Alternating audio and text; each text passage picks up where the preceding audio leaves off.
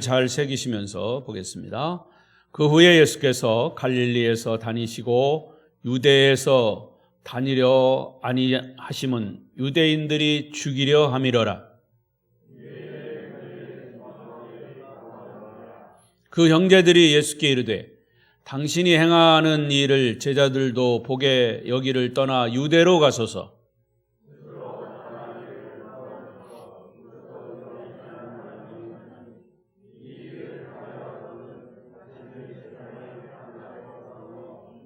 이는 그 형제들까지도 예수를 믿지 아니함이러라.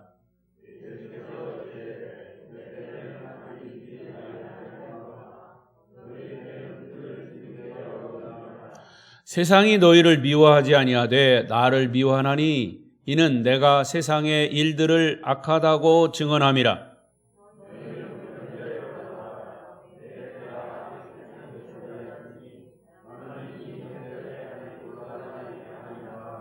이 말씀을 하시고 갈릴리에 머물러 계시니라. 그 형제들이 명절에 올라간 후에 자기도 올라가시되 나타내지 않고 은밀히 가시니라. 아멘. 10절까지 보았습니다. 오늘 이 말씀이 여러분에게 큰 은혜가 되시기를 바랍니다. 자, 오늘 민족의 명절인 설날이면서 또 주일입니다. 또 주일에 하나님의 자녀들이 또 아름다운 교회 공동체 우리 성도들이 아마 가족을 만나기 위해서 또 타지로 가신 분도 계시고 또 이곳으로 오셔서 또 예배에 동참하신 그런 분들도 있는 것 같습니다. 아무튼 주일날 예배 자리에 나오신 여러분을 축복합니다. 자, 옆 사람과 인사하십시다. 오늘도 만나서 반갑습니다. 새해 복 많이 받으세요. 감고사축 감사합니다. 고맙습니다. 사랑합니다. 축복합니다. 우리 아름다운 교회에 몇 년 전부터 감고사축이 우리의 인사입니다. 감고사축 감사합니다. 고맙습니다. 사랑합니다. 축복합니다.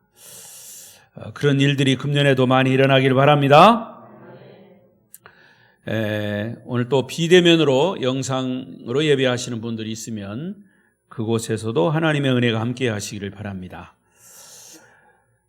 저는 변함없이 주일날 낮에는 요한복음을 계속 설교하고 있습니다.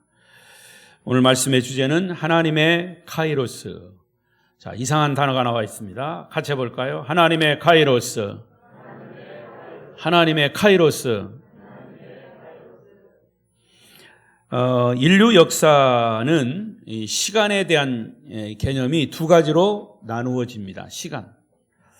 하나는 원불교나 힌두교에서 주장하는 원불교, 둥그런 원과 같은, 그래서 윤회적 시간관입니다.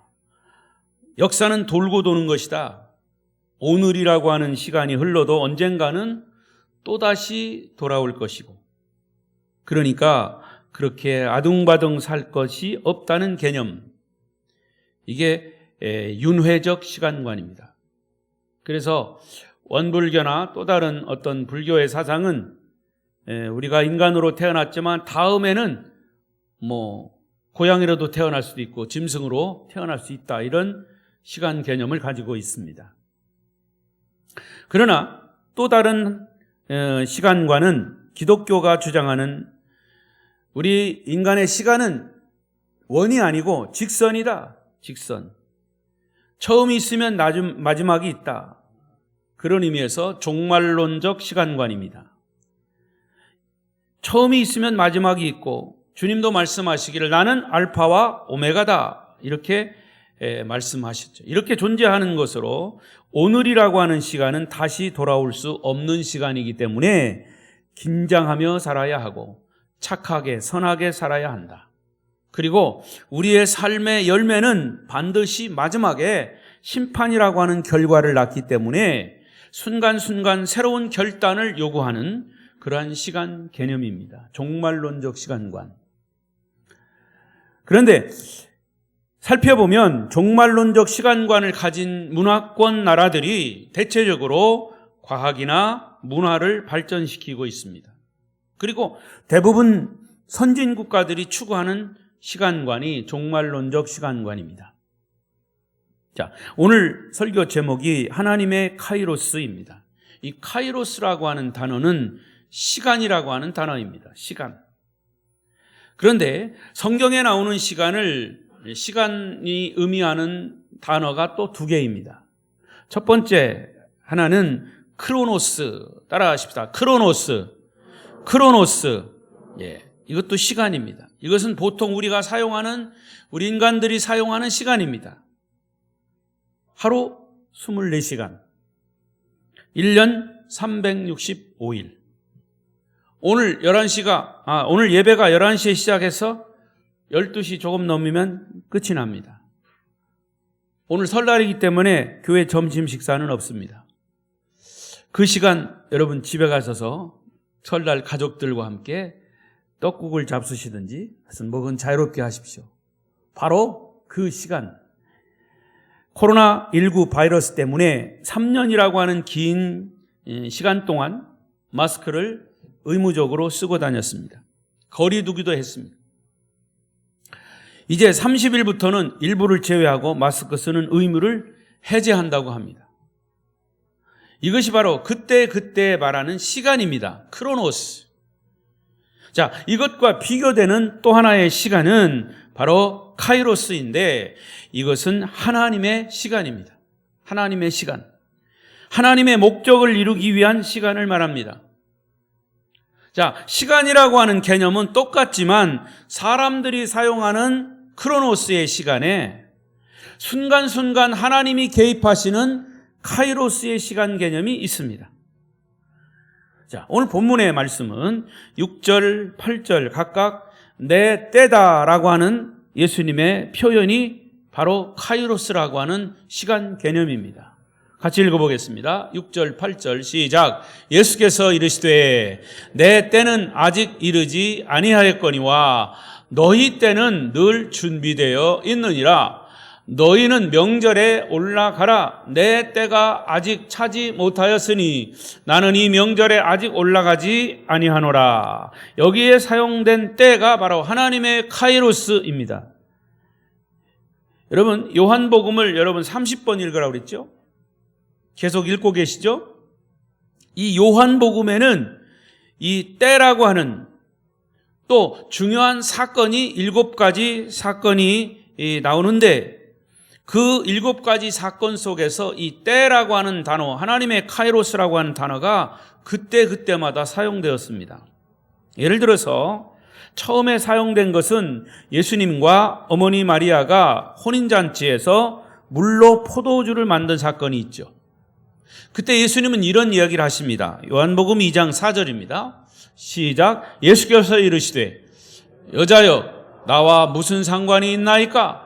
내 때가 아직 이르지 아니하였나이다. 여기서의 때는 무슨 때냐? 하나님의 카이로스, 하나님의 시간인데 예수님이 십자가를 지실 때가 아니라고 하는 말씀을 하신 겁니다. 또 요한복음 17장 1절, 요한복음 17장 1절 시작. 예수께서 이 말씀을 하시고 눈을 들어 하늘을 우러러 이르시되 아버지여 때가 이르렀사오니 아들을 영화롭게 하사 아들로 아버지를 영화롭게 하게 하옵소서. 자, 이 때는 십자가를 져야 할 때 하나님의 카이로스가 되었다는 얘기입니다. 예수님이 십자가를 지셔야 할 때는 인류를 구원하기 위한 가장 중요한 때입니다. 결국 예수님의 전생에는 하나님의 시간, 하나님의 카이로스를 준비하고 실천하는 생애의 삶을 사신 거죠. 자, 그런데 이런 상황에서 이런 진리를 거부하는 사람들이 있었습니다.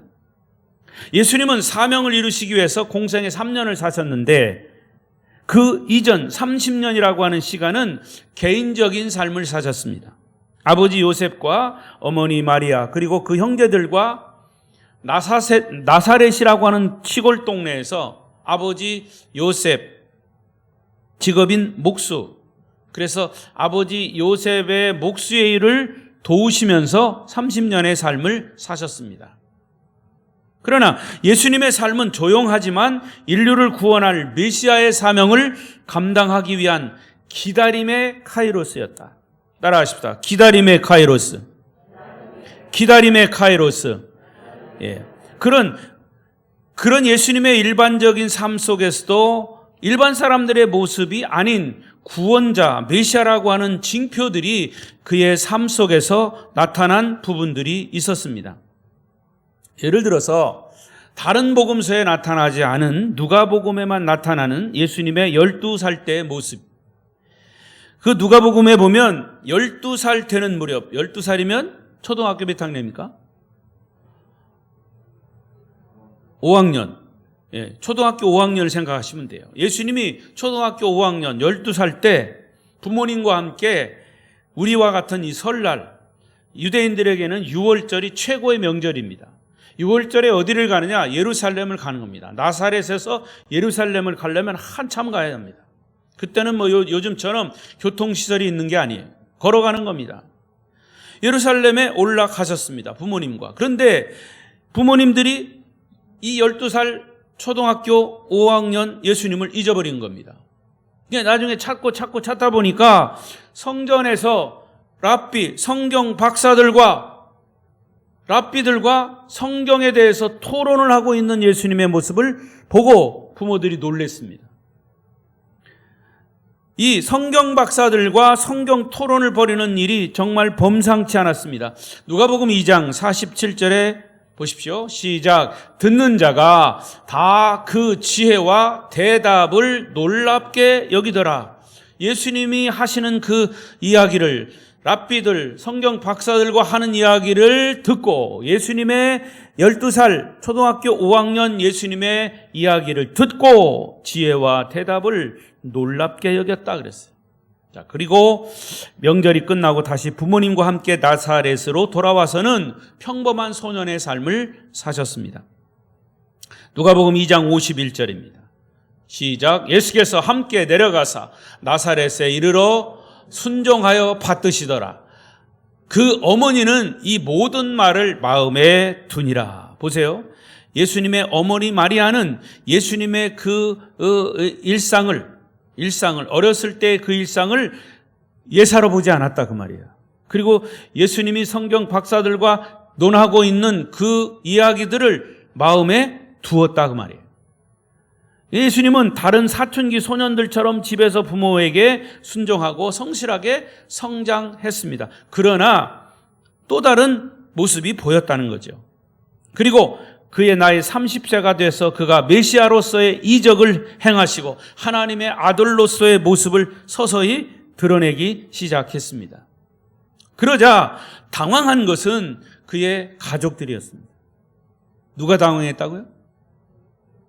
누가 당황했다고요? 네. 정신을 차리고 계시군요. 가족이 놀랐습니다. 왜냐? 갈릴리 가나에서 물로 포도주를 만든 이런 기적적인 일련의 사건, 이런 것을 일으키는 주님은 분명히 범상치 않은 하나님의 아들임을 하나 둘씩 나타내고 있습니다. 증명하고 있었습니다. 하지만 아직은 갈릴리를 떠나지 않고 계셨습니다. 그런 예수님을 보고 있는 세상 사람들은 예수님을 의심합니다. 예수님을 조롱합니다. 민중의 선동자로 치부하고 있었습니다. 심지어는 어떤 사람은 예수가 귀신에 들렸다 이렇게 몰아붙이기도 했습니다. 더 놀라운 것은 예수를 반대하는 사람들 중에는 예수의 친동생, 가족이 있었다는 겁니다. 다른 사람들은 그렇다 해도 예수님의 형제들은 인정해 줘야 하는데도 말입니다. 여러분, 과거에도 그렇지만 지금도 한 가정에 예수 믿는 사람, 부모가 됐던 자녀가 됐던 있으면 거기에 반대하는 가족이 항상 있어요. 특히 자녀들이 예수 믿으면 부모는 예수 못 믿게 합니다. 요즘 뭐 그런 사람은 없겠지만 과거에 제가요, 학생 때도 그때 여학생들이 교회에 나오면 그 부모들이 쫓아옵니다. 교회로 쫓아와서 막 소위 말해 정말 머리끄댕이를 잡고 막 끌고 갑니다. 그리고 밖에 못 나가게, 교회 못 가게 이 여학생들 머리를 그냥 막 다 잘라버려요. 부모들이. 그만큼 핍박을 했습니다. 요즘 뭐 그런 사람 있는지 몰라요. 그러니까 여러분, 예수 믿는 거 반대하는 것 중에서 가족 반대가 제일 힘든 거예요. 반대로 예수 믿는 것 가족 전도하기도 또 제일 힘들어요. 근데 놀랍게도 성경에서 그렇더라는 거예요. 성경에 예수님의 가족이 예수님의 하나님 되심을, 메시아 되심을 반대했다는 거죠. 그런가 하면 종교 지도자들이 예수님을 의심 어린 눈초리로 보고 있었습니다. 그 당시의 사회 분위기는 예수님에 대한 적대감으로 가득했습니다. 자, 오늘 본문 1절을 보십시다. 1절 시작. 그 후에 예수께서 갈릴리에서 다니시고 유대에서 다니려 아니하심은 유대인들이 죽이려 함이러라. 자, 그러자 어느 날 유대인 명절 초막절이 가까운 때에 예수님의 형제들이 주님께 넌지시 건의를 합니다. 그것이 오늘 본문 2절부터 4절 또 읽습니다. 2절 4절 시작. 유대인의 명절인 초막절이 가까운지라 그 형제들이 예수께 이르되 당신이 행하는 일을 제자들도 보게 여기를 떠나 유대로 가소서. 스스로 나타나기를 구하면서 묻혀서 일하는 사람이 없나니 이 일을 행하려 하거든 자신을 세상에 나타내소서 하니. 예수 형님이 지금 하고 계신 이 기적 일으키는 것을 계속 하시려면 갈릴리에서 머물지 말고 이 촌에서 있지 말고 저 더 큰 세상, 저 유대로 도시로 가셔서 많은 사람들이 보는 앞에서 이런 기적을 나타내 보이십시오 라고 건의를 한 겁니다. 사실은 이렇게 건의했지만은 예수 형제들의 말 속에는 예수 형님을 믿지 못하고 있는 거예요. 오히려 예수가 메시아라고 하는 사실을 의심하는 단계를 넘어서 사실은 이런 얘기는 조롱 섞인 건의를 하고 있는 거예요. 아마도 예수 형님 때문에 동생들이 마음에 상처를 받지 않았나 싶습니다. 자, 본문 5절을 보십시오. 5절 시작. 이는 그 형제들까지도 예수를 믿지 아니함이로라. 여러분, 예수님 당시나 지금 우리가 사는 이 세상도 예수님의 십자가와 부활, 이 복음을 거부하는 반응은 여전히 있습니다. 아까 말씀드린 대로 가정에서 예수 믿는 사람 반대하는 가족들 많아요. 특히 요즘 세상은 과거에는요, 교회가 세상을 염려했습니다. 걱정했습니다. 그런데 반대로 거꾸로 됐어요. 세상이 교회를 염려하고 있어요. 코로나가 시작될 때 신천지라고 하는 이단 때문에 모르는 사람들은 그것도 똑같이 교회인 줄 알아요. 그래서 교회를 비난합니다. 그런 분위기가 그대로 있어요. 남아 있어요. 그러니까 예수님 당시에도 그랬다는 거죠. 5절 말씀에서 깨달아지는 것은 영적인 부분은요, 피를 나눈 혈육이라도 아주 친한 친구라도 서로 다른 생각, 서로 다른 믿음을 가질 수 있다는 거예요. 종교는 자유라고 하는 것 때문에 육적인 문제는 서로 이해할 수 있어도 영적인 문제는 이해도 못하고 믿음도 서로 달라요. 그래서 예수님을 확실히 믿고 성령 충만한 그리스도인들은 사실은 예수 똑바로 믿어야 돼요. 잘 믿어야 돼요. 말과 행실도 본이 돼야 돼요. 그러나 그렇게 성령 충만한 그리스도인들은 서로 피를 나눈 혈육은 아니지만은 영적으로 통하면 굉장히 가까운 가족이 되는 거예요. 영적인 것은 육적인 것과 다른 세계이기 때문이죠. 아무쪼록 우리 성도들은 주님의 말씀은 진리를 하나님의 언어로 듣고 깨닫는 은혜가 있으시기를 축복합니다. 두 번째, 그럼에도 불구하고 하나님의 카이로스는 지나가고 있습니다. 아까 6절과 8절 말씀했죠. 예수님은 종교 지도자들과 세상 사람들과 하물며 가족들에게까지 조롱과 멸시를 당하셨습니다. 그러나 끝까지 참고 인내하시면서 하나님의 카이로스, 하나님의 때를 기다리셨다 그 말입니다.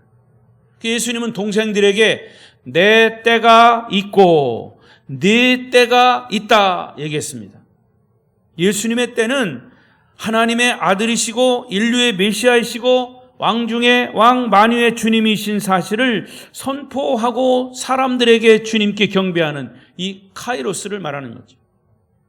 아직 그때가 예수님이 십자가를 치실 때가 이르지 않았지만은 그때가 서서히 다가오고 있다고 말씀하신 거예요. 예수님이 십자가에 못 박혀 죽으시고 부활하심으로 예수 그리스도야말로 참 메시아이신 것을 알게 되는 하나님의 카이로스의 시간이 다가온다는 뜻이죠. 그때를 기다리라는 주님의 말씀이에요. 그런데 그 사실을 이 형제들이 믿지 못했다는 거죠. 형제들은 어떤 시간을 가지고 있냐? 크로노스의 인간의 시간, 크로노스를 가지고 있기 때문이죠. 여러분, 기다림의 반대말은 뭘까요? 기다림의 반대말은 서두름입니다. 조급함. 우리가 하나님의 때, 하나님의 카이로스를 서두르지 않고 기다려야 합니다. 왜냐? 하나님을 신뢰하기 때문이에요. 그러나 기다리지 못하고 서두르는 것은 주님을 믿지 않고 복음을 믿지 않기 때문에 그래요. 자, 사무엘상 13장 8절 9절 이런 말씀이 있어요. 읽어보겠습니다. 시작.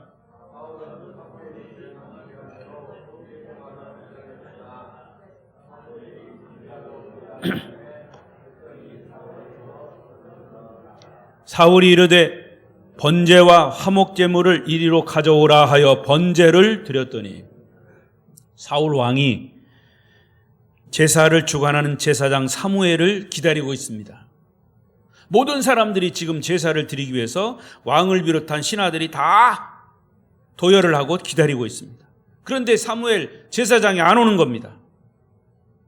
그러니까 왕이 조급해가지고 기다리지 못하고 제사장이 드려야 하는데 서둘러서 사울 왕이 대신 자기가 제사를 주관해버렸습니다. 하나님이 분노하셨습니다. 결국 사울 왕은 왕의 자리에서 쫓겨나고 나중에 비참한 최후를 맞이하게 되었습니다. 그만큼 하나님의 때를 기다리는 것은 중요합니다. 우리 그리스도인들은 하나님의 시간표를 믿고 하나님의 카이로스에 따라서 움직여야 합니다. 하나님은 여러분 각 사람을 향하신 계획을 가지고 계십니다. 그 시간표에 따라서 복을 주시고 그 시간표에 따라서 하나님의 은혜를 주시고 우리를 천국으로 인도하십니다. 하나님의 카이로스에 우리 개개인의 시간과 계획을 맞춰 가는 것이 영적인 통찰력이고 믿음입니다. 그래야 개개인에게 다가오는 고난과 역경도 이해하고 인내하고 이길 수 있습니다. 제가 늘 이야기하는 역사라고 하는 단어죠. 역사라고 하는 단어는 영어로 히스토리입니다. 히스토리. 역사라고 하는 단어죠. 근데 히스토리라고 하는 말의 뜻이 뭐냐? 히스 스토리입니다. 히스 스토리. 히스, 그의 이야기입니다. 그럼 여기서 말하는 그가 누구냐? 예수 그리스도입니다. 역사라고 하는 것, 히스토리는 예수 그리스도의 이야기입니다. 할렐루야! 이 역사라고 하는 단어만 바로 이해해도 하나님의 시간표를 바르게 이해할 수 있습니다. 또 얘기하지만요, 여러분, 금년이 몇 년 몇 월 며칠입니까? 2023년 오늘 2월 1월 22일. 예, 정신 차리고 계시군요. 자, 근데 2023년 할 때 그 앞에 뭐가 붙어야 돼요? 서기가 붙어요. 서기 2023년. 서기라는 말이 뭐예요? AD, 에노도미는 예수 그리스도의 시대다, 그런 뜻이에요. 서기라고 하는 말은 예수님이 태어난 이후 2023년이 지났다, 그 말입니다. 그러면 그 서기 이전에는 뭐예요? BC입니다. BC는 Before Christ, 예수 그리스도가 태어나기 이전. 온 세계는 이 서기를 쓰고 있습니다. 쓰고 싶지 않아도 쓰고 있습니다. 그러면 그 중심에 누가 있습니까? 예수 그리스도가 있는 거예요. 예수 그리스도가 태어나기 이전 BC, 예수 그리스도가 태어난 이후 서기, 에노 도미니라고 하는 라틴 말이에요. 예수 그리스도의 시대라는 뜻입니다. 그러니까 이 세계의 중심은 바로 예수의, 그러니까 역사라고 하는 것은 예수 그리스도의 이야기입니다. 인류 역사를 하나님의 시간이라고 하는 관점에서 이해하고 하나님의 눈을 가지고 지켜본다면 우리에게 다가오는 예기치 않은 고난과 역경이 와도 이것을 믿음으로 이겨갈 수 있습니다. 코로나가 전 세계 팬데믹 현상으로 금방 세계가 어떻게 될 줄 알았어요. 그러나 지나고 3년이 지나 보니까 역시 지나가리. 이때는 지나가는 겁니다. 그리고 어느 날 우리는 하나님의 관점에서 세계를 보면 나중에 손을 들고 하나님이 옳았습니다. 하나님이 100% 맞습니다. 라고 찬송하게 될 것입니다. 그러므로 우리는 하나님의 때를 참고 기다려라 하는 얘기죠. 그리스도인에게 참고 인내하는 것은 최고의 미덕입니다. 설날임에도 주일에 예배드리는 이 시간은 하나님의 카이로스입니다. 우리의 크로노스를 내려놓고 하나님의 카이로스가 마칠 때까지 기다리는 거예요. 설교 끝날 때까지 기다려야 됩니다. 지금은 하나님의 카이로스입니다. 마지막 세 번째. 자, 그러면 우리 그리스도인의 카이로스. 예수님은 갈릴리에서 당신의 때를 기다리셨습니다. 하지만 하나님의 카이로스를 기다리는 것이 아무 일도 하지 않고 무의도식하는 게 아니에요. 꾸준히 하나님의 시간표에 따라서 자신의 사역을 준비하셨어요.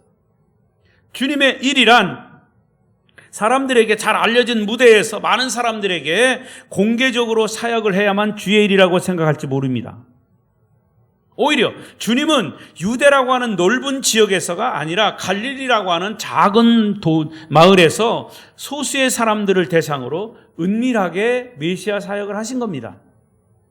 12명의 제자들과 함께 조용히 사역하셨습니다. 주님의 때는 사람들의 때와 달라서 주님의 방법은 사람들의 방법과 달랐습니다. 자, 오늘 본문 6절을 보십시다. 6절 시작. 예수께서 이르시되 내 때는 아직 이르지 아니하였거니와 너희 때는 너희 늘 준비되어 있느니라. 여기 내 때가 아직 이르지 않았다는 것은 이제 곧 내가 십자가를 칠 건데 십자가의 고난을 피하겠다는 것이 아니라 하나님의 결정적인 카이로스가 오기 전까지는 내가 지속적으로 자신의 십자가를 사역을 준비하겠다는 결의에 찬 다짐이신 거죠. 그리고 10절을 보십시오. 10절 그 형제들이 명절에 올라간 후에 자기도 올라가시되 나타내지 않고 은밀히 가시니라. 사람들은요 많은 사람들 앞에서 박수받고 각광받는 것 좋아합니다.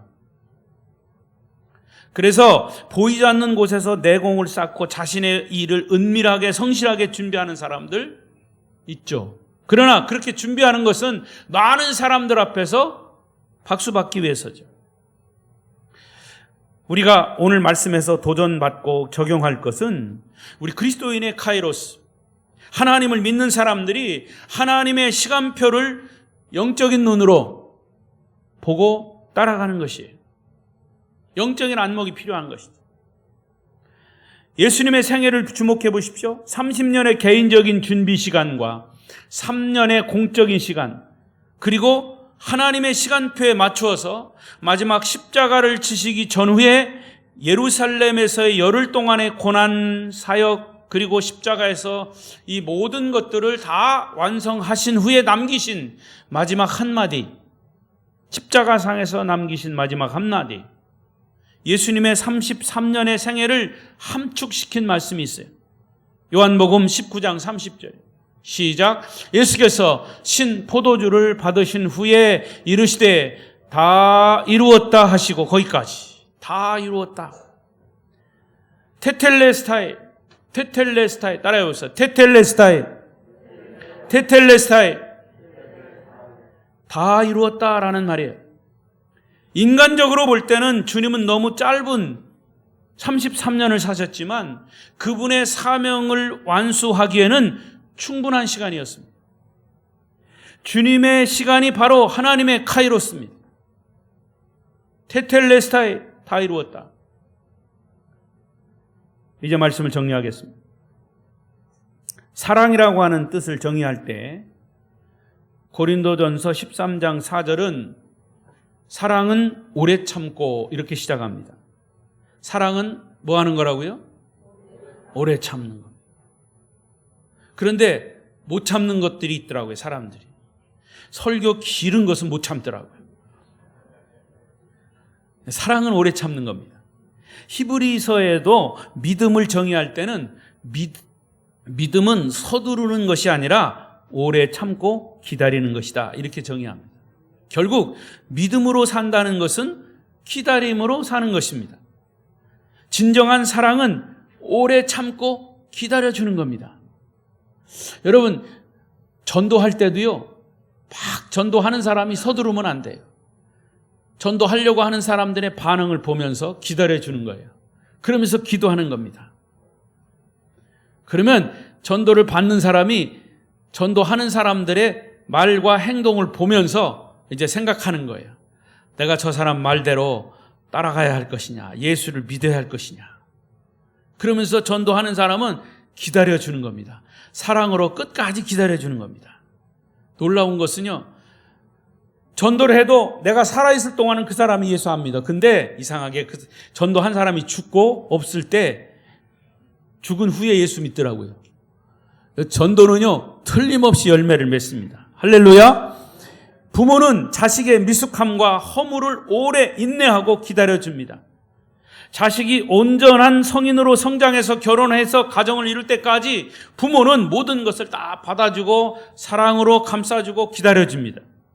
마찬가지로 하나님은 우리의 허물과 죄악을 오래 참고 기다리시고 기대감을 놓지 않으십니다.